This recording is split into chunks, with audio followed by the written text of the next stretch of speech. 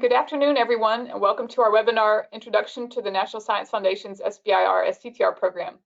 I'm Rebecca Todd, your moderator, and I work as Innovation Specialist for the Arkansas Small Business and Technology Development Center.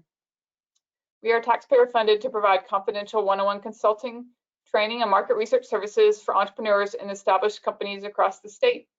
We've been working in Arkansas for over 40 years, and we have 10 regional offices that allow us to help entrepreneurs and companies at their locations. Most of our regions have at least one university-based center. Through our center's competitively awarded federal and state technology grants, ASBTDC is able to offer continued outreach through events like this webinar to share information about the SBIR STTR program for statewide and national audiences. We help entrepreneurs with each step of preparing and submitting small business innovation research, or SBIR, proposal applications, as well as state-level applications for supplemental technology funding. And to date, our clients have won 90 SBIR STTR awards across the participating agencies, including the National Science Foundation. Through our industry database subscriptions, we're able to locate market data to help our technology clients prepare key sections of their SBIR and STTR proposals, such as the commercialization plan. So everyone who's registered for today's event will be receiving a copy of the slides as well as a link to the recording within 2 days via GoToWebinar email.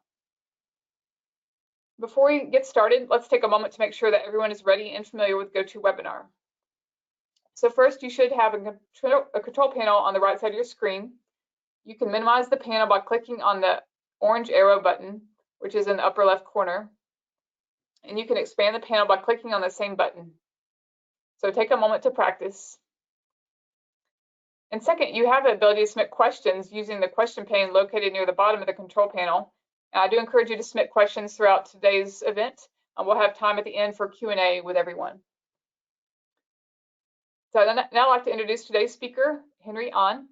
Henry joined the National Science Foundation in July 2016 as SBIR STTR Program Director. Prior to joining NSF, Henry managed seed and early stage investment programs for TEDCO for 12 years, including Technology Commercialization Fund, TEDCO's flagship seed funding program for technology-based companies in Maryland. During his time at TEDCO, Henry was actively involved with various entrepreneurs and entrepreneur support groups as a guest speaker, an advisory board member, a judge, a mentor, and others. Additionally, Henry was part of the licensing and supplier relations team at a biotechnology company called Upstate, where he successfully negotiated, licensed, and commercialized approximately 190 biomedical research reagents from around the world. Henry has also done approximately 5 years of research, mostly in the field of immunology, including graduate work. And Henry has an MBA from Rice University, a Master of Science in Biotechnology from the University of Tennessee, Knoxville, and a Bachelor of Science in Biomedical Engineering from Boston University. So with that, I'll now turn the presentation over to Henry. Take it away. Thanks so much, Henry. All right, thank you, Rebecca. I'll go through these slides, and I assume that the questions will be coming in written, and I don't know how to read the questions, Rebecca, so maybe after I do the presentation, excuse me, maybe you can help me with those questions. Yes, so, definitely. I'll read those to you. So you all right, that sounds good. All right, I hope you can all see my screen. I do have another screen on this side, so I'll be looking at my screen, my presentation slides here. So again, thank you. My name's Henry. I work with the biomedical technologies topic within our SBIR STTR program. Oops. Okay, so we can't really talk about our SBIR STTR program without talking about NSF. So here, and I think whenever I go to different meetings and talk to people, they know exactly what NIH does and what DoD does or what NASA does, but I think a lot of people don't really understand what NSF is all about. So just wanted to share this slide just to show that NSF primarily is a funding agency. So we don't have any internal research, and we do mostly go through proposals and fund various research and education and other related activities. So about 93% of our budget goes for those purposes. Our annual budget for the fiscal year 2022 was about $8.8 billion. And we do go through many proposals, over 43,000 proposals per year. and about 2,000 institutions are funded. And this 2,000 institutions, they're mainly academic institutions, academic grants going out to faculty members at various universities. But about 400 of those institutions do belong to what we call startups and early stage companies that we fund under the SBIR STTR program. And I guess I won't go through those other numbers more in depth, but as you can see, we go through many different proposals, and many people are supported through these grants, including 253 Nobel Prize winners. So NSF as a whole, we're divided into various directorates. There were 9 directorates to begin with when we started the year 2022, but some of you may have heard about this new directorate that was established called the TIP Directorate, Technology, Innovation, and Partnerships. The announcement went out on March 16th of this year. And with that, the TIP Directorate primarily was established to support translational research. So all the SBIR STTR program initially belonged to another directorate. It was transferred to TIP. So we are now under the TIP Directorate. And other programs such as I-Core and Partnership for Innovation, those programs all deal with translational research, so they were also transferred to TIP. In addition to that, we have also started some new programs under the TIP Directorates. So the goal primarily is to work with all the different directorates within NSF.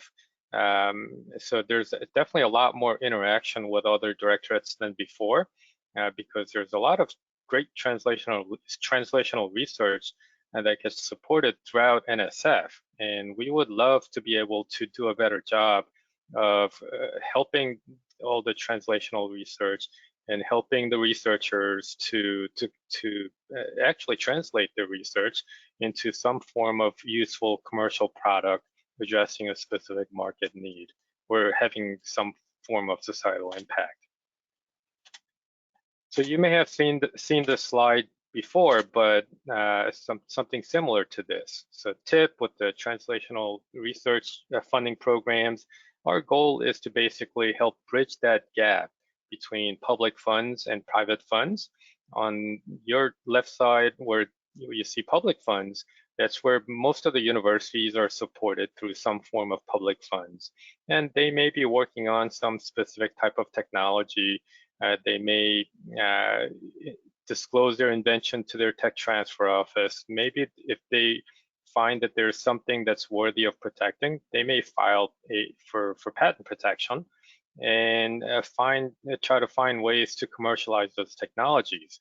And to your right side, private funds, when either a company gets established and they grow to some extent, or when the technology gets licensed to a more established company, those private funds are generally used to further develop those technologies and eventually reach the commercial market space.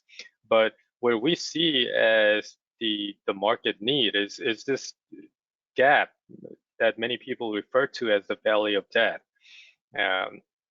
Many companies do die because of lack of cash flow and lack of funding.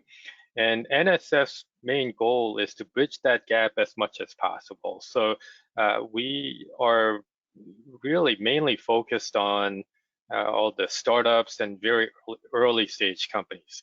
So NSF as a whole, we're considered technology agnostic. We will fund just about every innovation out there as long as the innovation is there and the market potential is there.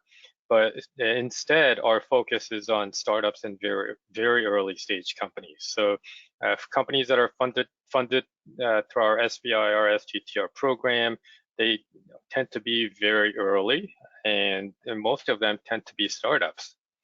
To talk a little bit more about the TIP Directorate, and we are actually divided into 2 different divisions within TIP.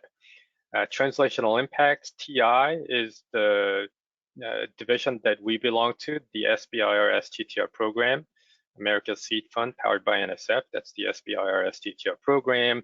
And we do have a number of other funding programs. PFI is mainly intended for university faculty members to support university research to help strengthen their IP. I-Corps, I'm sure most of the people know about I-Corps, and many people know about, actually surprisingly, people affiliated with universities. I've found that there are more people that know about I-Corps than SBIR. But I-Corps is a customer discovery exercise where this helps teams to understand the market potential and market need and whether it makes sense for them to go forward to create a company around the technology. So all these programs are mainly to assist researchers to not only further develop the technology or further strengthen the intellectual property, but also to better understand the market need and help guide them, provide some form of guidance on how to approach and how to commercialize the technology. So the SBIR STTR program, there are two different types, SBIR and STTR. For the purpose of reviewing proposals, we do treat them the same. I mean, regardless of whether it's SBIR or STTR, they're all for-profit companies. So if it's not a viable business, we probably shouldn't fund them. And we would love to be able to support all the viable, great ideas, great technologies with great potential. So we do treat them the same because I do get questions periodically from people because they do have the option of working with a university collaborator, and sometimes they ask me, well, do I have a better shot under SBIR or STTR? And it's more or less a business decision for the company. STTR requires at least 30% of the budget be allocated to the university partner, at least 40% allocated to the company that's applying for funding. SBIR requires at least 2/3 of the total budget be allocated to the company that's applying for funding. And the remaining, I mean, you can obviously within the company still use that fund, or if you decide to outsource to another company or even work with a university partner, you can still do that. So that becomes more or less a business decision for the company. But these are two programs that support startups and small businesses. And if you do have any specific questions about SBIR versus STTR, you can always contact me at a later time, and I'd be more than happy to go through more in depth. But the requirements are exactly the same.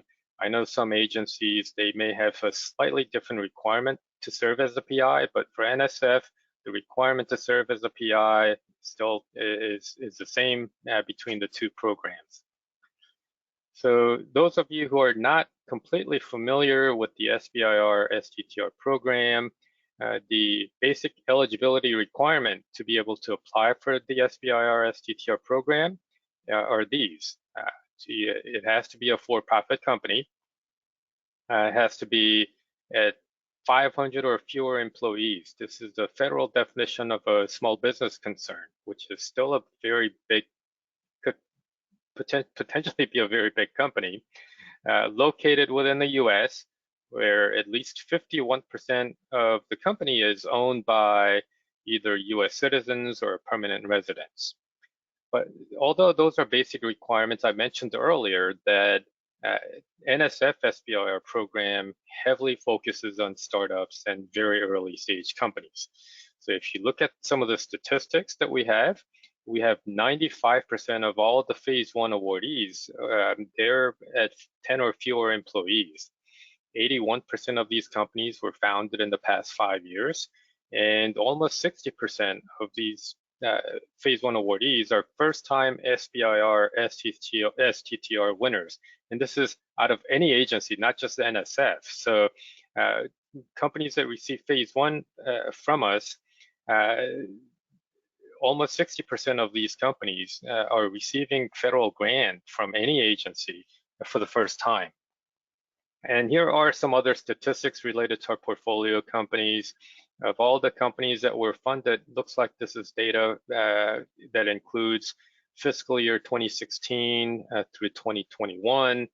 Of our portfolio companies, 14 billion follow-on investments have been raised. And there were roughly 200 successful exits. And most of these were acquisitions, but we did have some company that went IPO as well. So acquisitions, mergers, and IPOs are included within those 200 successful exits. This is a little bit of additional data. This is from our fiscal year 2020. In our fiscal year 2020, we funded roughly $221 million. So our annual budget is roughly that, of roughly $220 million within our SBIR STTR program. And that little diagram that shows different types of technologies that we funded.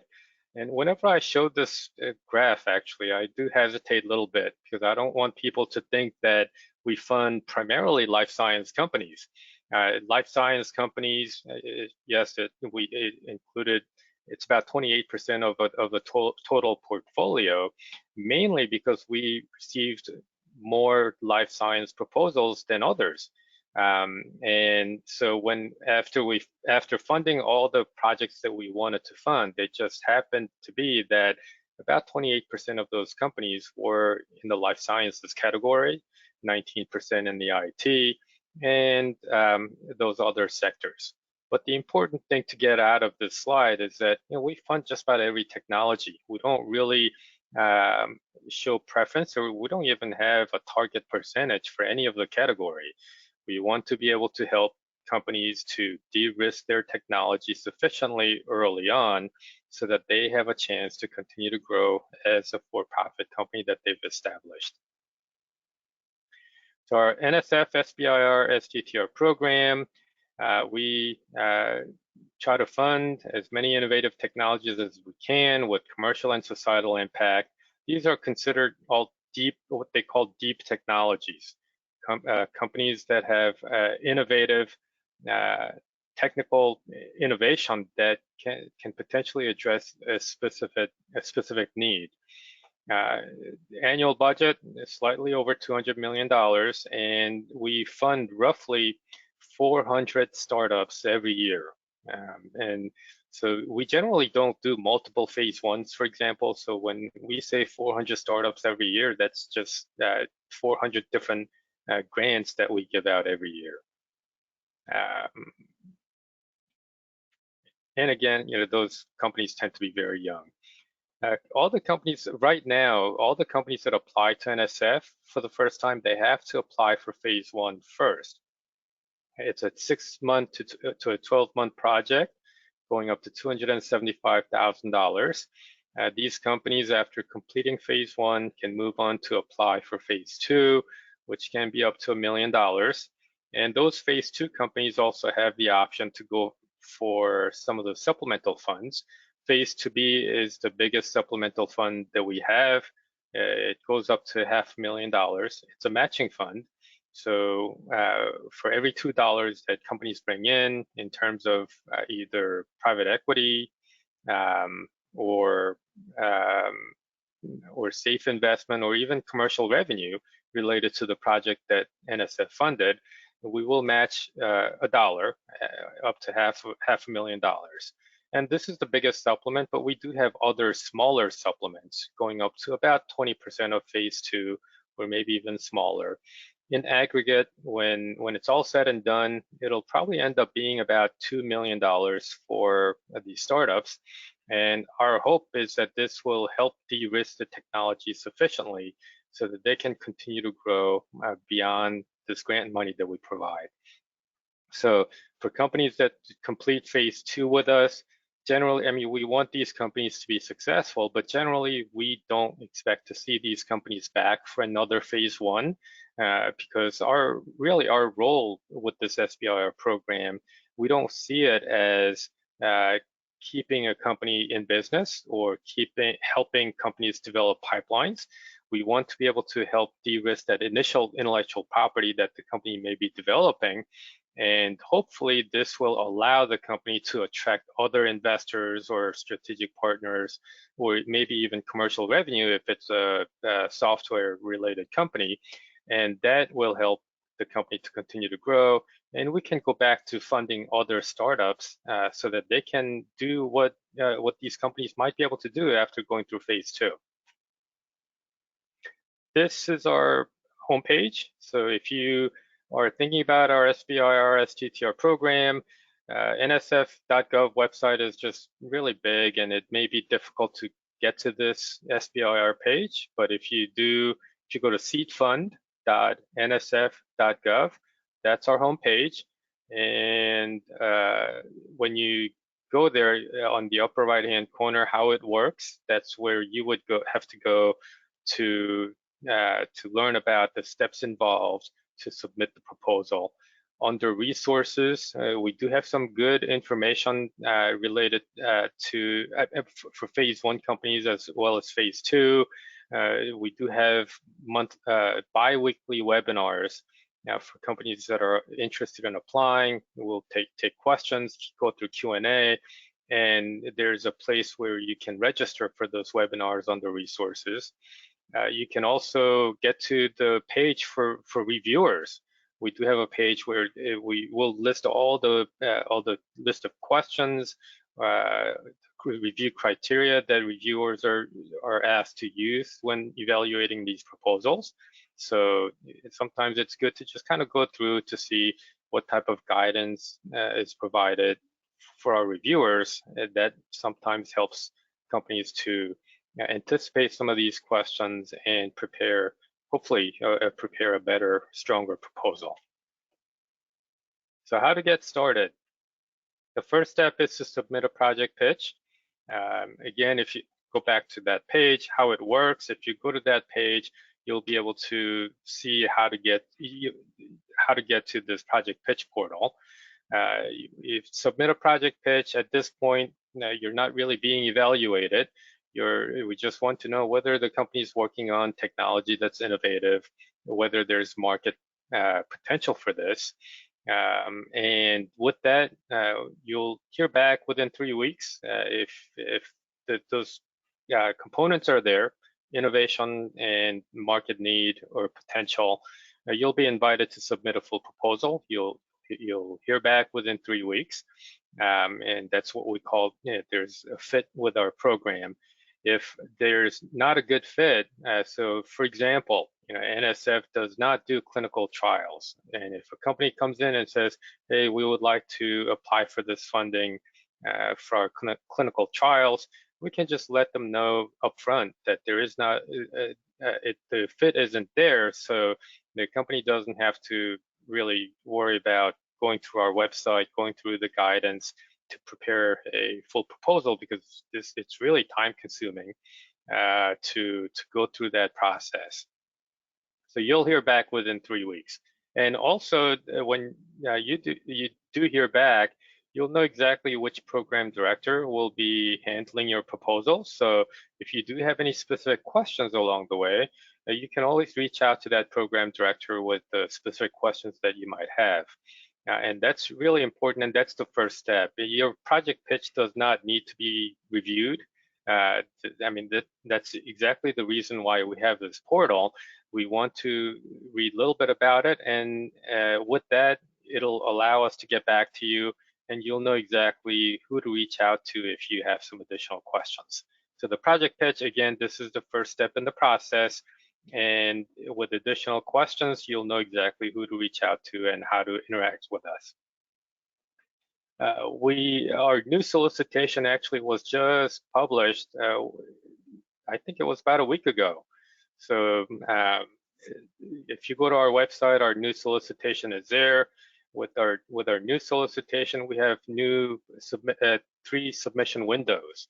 The current one ending on March 1st. What happens is it's at 5 p.m. your local time on March 1st, our system will close, so you won't be able to submit any proposal, but it'll open back up again after midnight. because the next submission window starts on March 2nd. So that'll allow you to submit your proposal sometime after midnight on March 2nd. And we pretty much accept proposals throughout the year. If you, and most of the companies do want to work with deadlines, I think. And we tend to receive most of our proposals right around the end of a submission window. And that's when we have enough proposals to group them into a panel, and it does make things a little easier. But again, this is a submission window. This is not a deadline. So technically, your proposal can be submitted at the beginning of a submission window or even in the middle of a submission window. One caveat to that is we do need to have enough proposals to group them into a panel. So if I receive a proposal sometime in the middle of a submission window, so if I receive a proposal in January, if I don't have enough new proposals to group them into a panel, I may just kind of hold on to it a little bit, a month or two until I have enough proposals to group them into a panel. So in some cases, even when it gets submitted a bit late, I may have some existing panels that I might be able to slide that proposal into to get that processed a little quicker. But in some cases, in some cases, you may be able to get that reviewed a little quicker, sometimes a bit later. But the goal is to get to the final decision within 6 months. So if you are submitting kind of off cycle a little bit in the middle of a submission window, it will be a good idea to just circle back with us, whoever is a program director who will be processing your proposal. Just let the person know where you are, and that if you submit it, after you submit a full proposal, you will get that proposal number. This year it'll be starting with 23. It's an 8-digit number. And if you just forward that number to us, we will be able to look it up a little quicker, because it generally goes through the compliance review first, and then it comes to us. So we don't really get to see the proposal immediately after it's submitted. Sometimes it's about a week or two after it's submitted that we get to see the proposal. So if you send us the proposal number and just let us know that you've submitted, then we know that it's there, and we can start looking into other new proposals that we may have received, and it'll help us to plan our next review panel.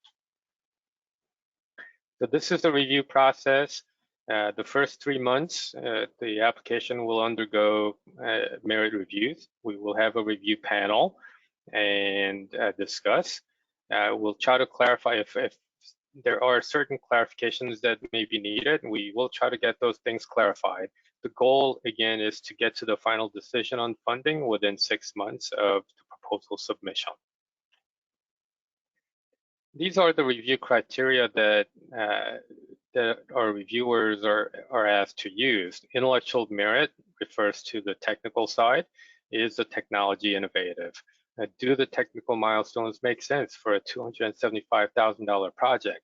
Does the team have sufficient technical expertise to get the work done?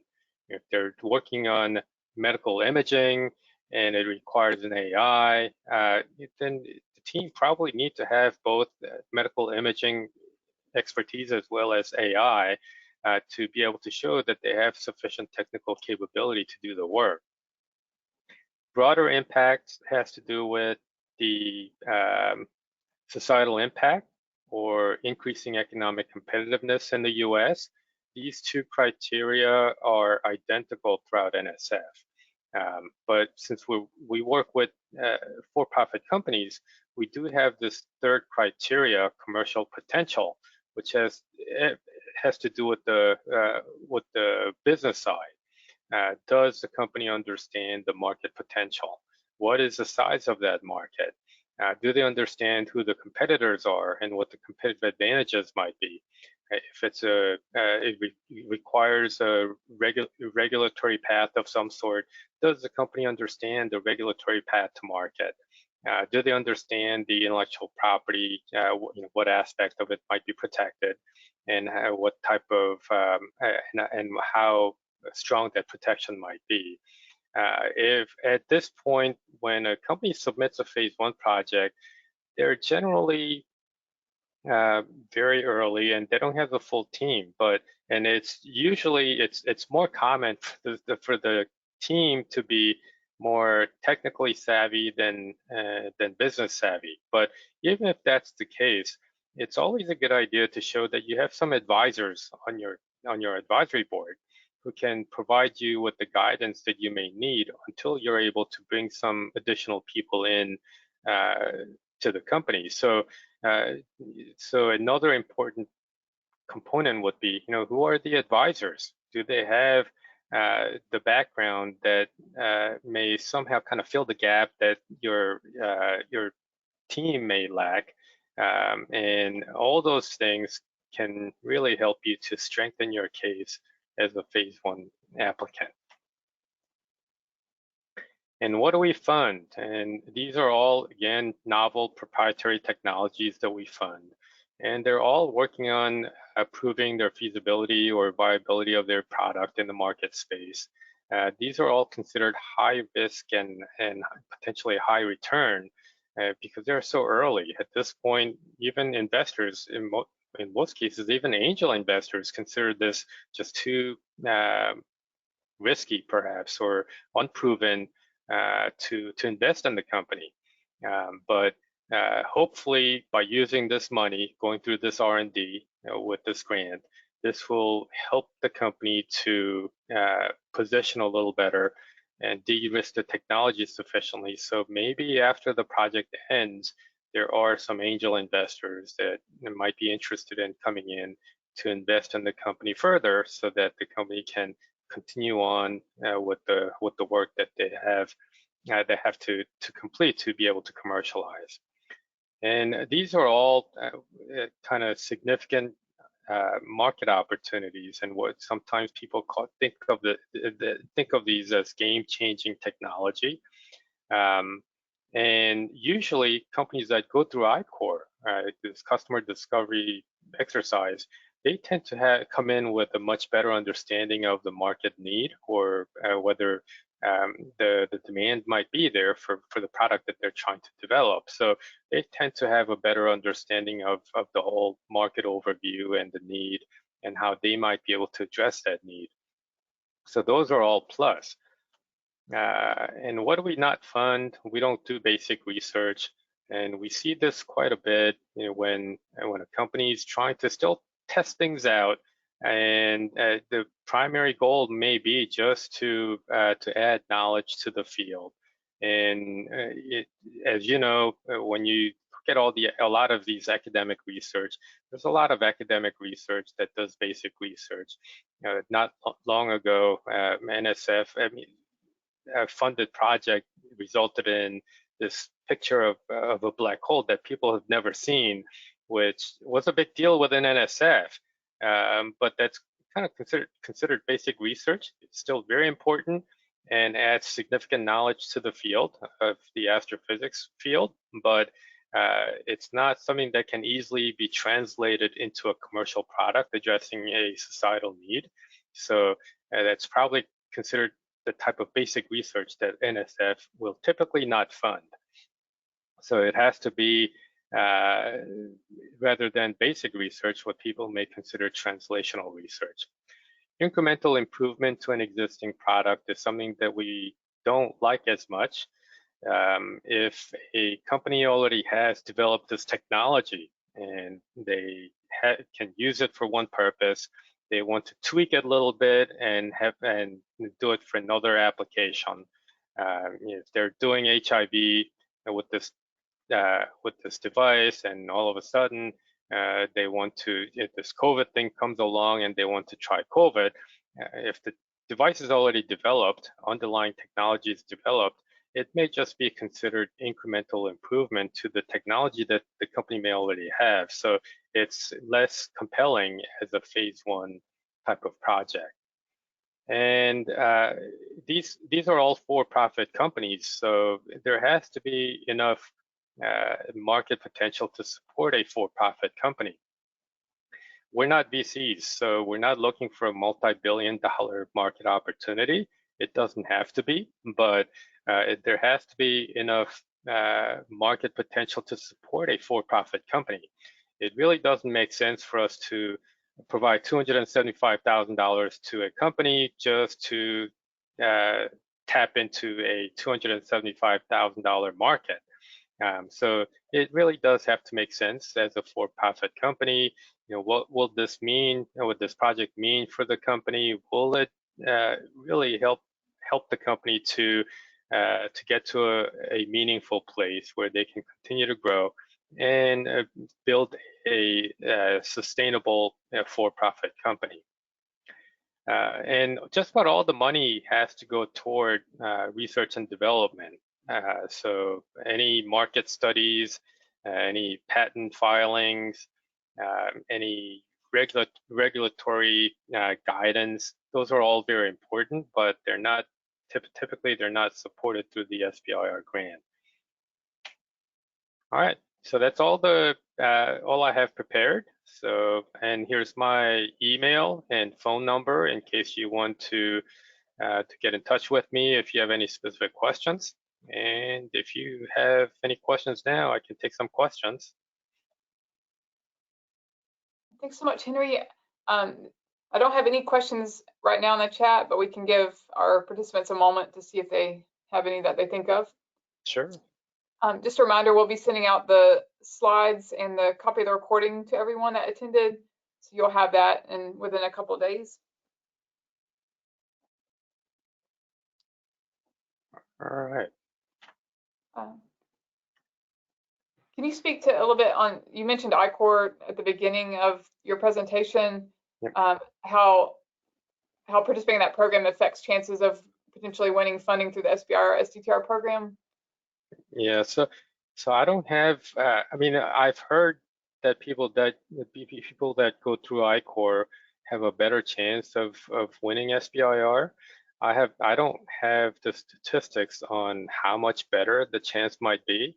I've certainly seen teams that go through I-Corps and still get declined for phase 1. So they still have to do a good job of preparing the full proposal along with the technical innovation and all the other information that we require. But one thing that I've seen is that companies that do go through I-Corps, they do come in with a much better understanding of what the market need might be. So I think it's always a good thing when a company works on developing some specific technology, even before spending a dime into developing the technology further, just understanding that the market need or the demand will be there once it's developed. I think that, I mean, is really important. This one regulatory consultant I know was telling me about this pharmaceutical company. It's a publicly traded pharmaceutical company, so they obviously have a lot of money. So they spent millions of dollars trying to get this product to market. It's a little pill with inactive ingredients that kind of goes through the digestive system. There's a little sensor around the waist, and when it passes through the digestive system, it'll register with the sensor saying, hey, the patient has taken the pill, the patient complied. So it just shows that that the patient has taken it. And so when the company actually got it FDA cleared and went to market with it, they apparently couldn't really get the patients to take these pills. It really didn't matter what they told them, talking about this harmless inactive ingredient that'll just pass right through the digestive system. But the patients just refused to take it. Apparently, they just didn't like the idea of something going through their system that'll register to a sensor and pass through the whole digestive system. So from what this consultant told me was that the company ended up abandoning this project because just patients refused to take it.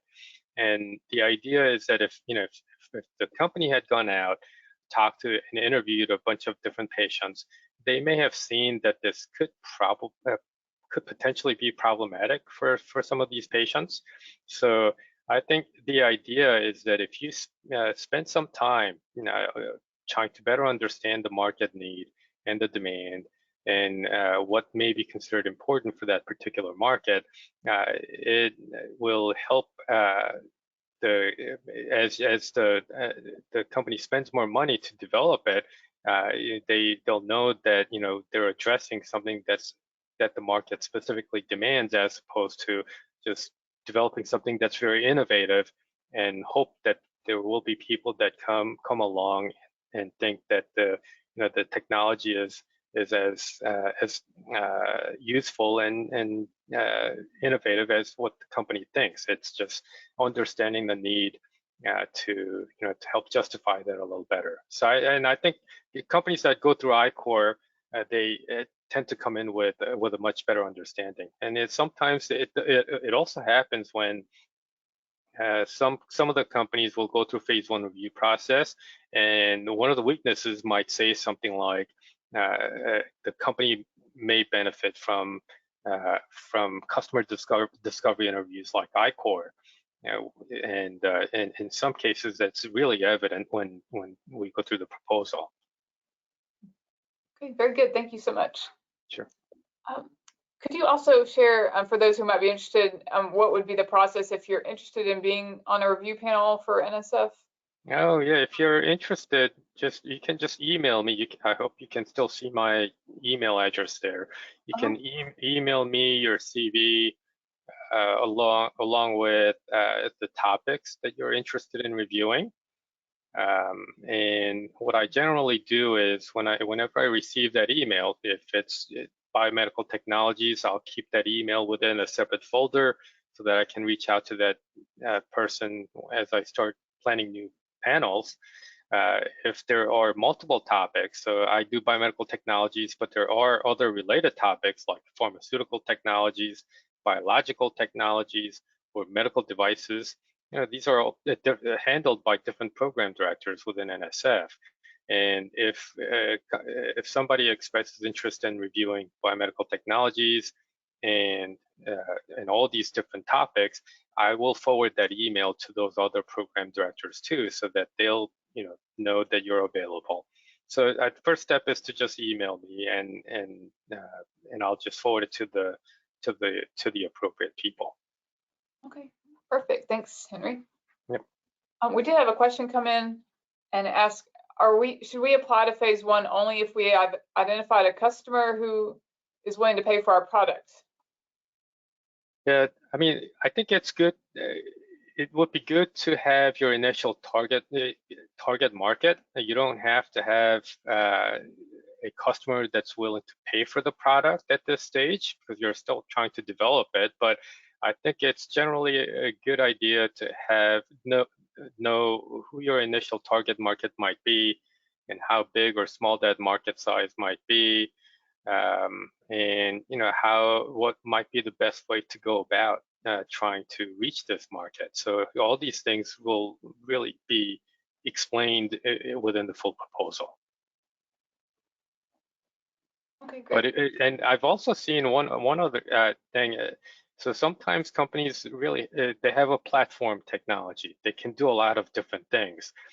Even those companies, yes, our money will go toward developing the platform, but even those companies should really come in with some specific target market in mind. It has to be convincing that the target market that the company has in mind is big enough to support a for-profit company, and whatever the pain point might be within that particular target market, that your technology is effectively able to address those needs. So it's a lot easier to explain about the target market and the competitors in this space and why yours is significantly better when you actually have your initial target market defined. Okay, makes sense. Thank you. Yep.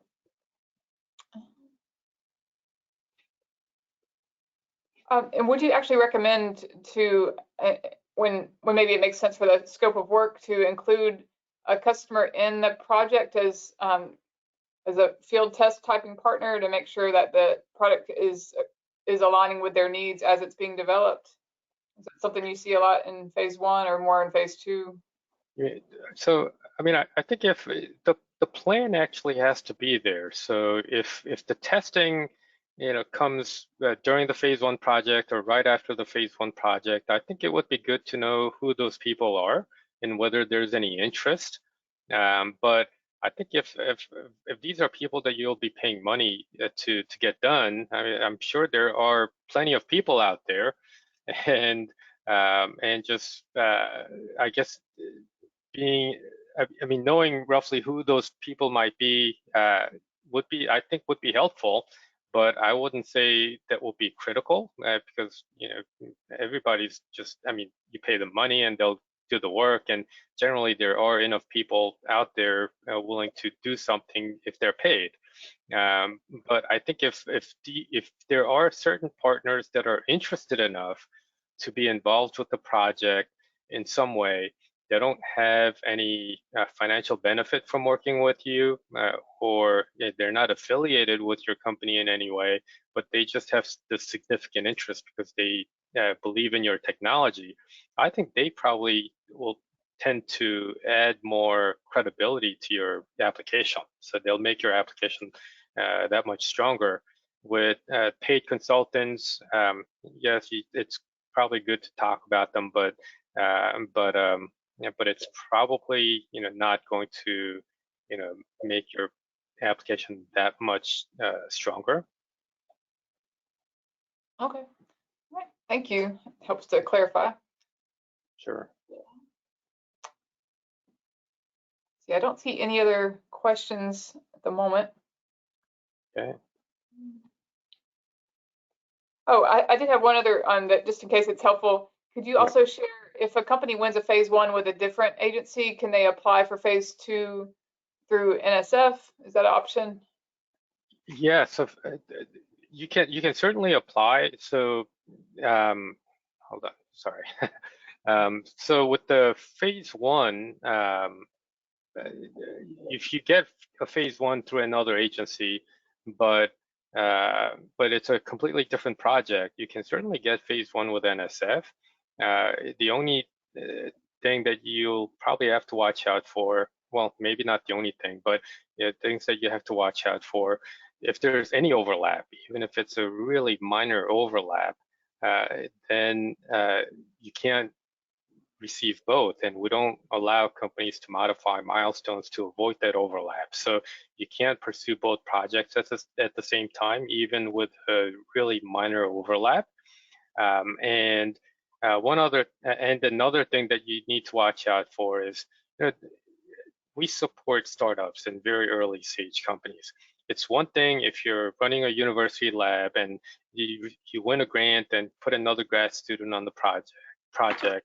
That's one thing. And if you're a large for-profit company with a lot of resources and you have all these people working for the company, then it may be less problematic. But at this stage, working on very different projects simultaneously, it can be really time consuming.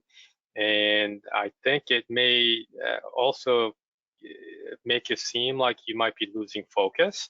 So you have to be careful about how you present this, because if you are on 2, 3, 4 different separate projects, people are going to start questioning, well, what is this company's plan? What technology is the most critical for this company? And who's going to go out there and do the fundraising, understand the competitors in the market space, and interview all these potential customers, because they have to continue to do that to refine their business model. So as long as you're really not seen as losing focus, I think it'll still be okay. Multiple agencies would be okay, but at least all the companies that I've seen, the ones that receive multiple grants from multiple agencies, they generally don't do as good a job of kind of building out their business model down the road. So you have to be kind of mindful about your time, and that you're not really diluting your valuable resources to different things. Okay, great. That's very helpful answer. Sure.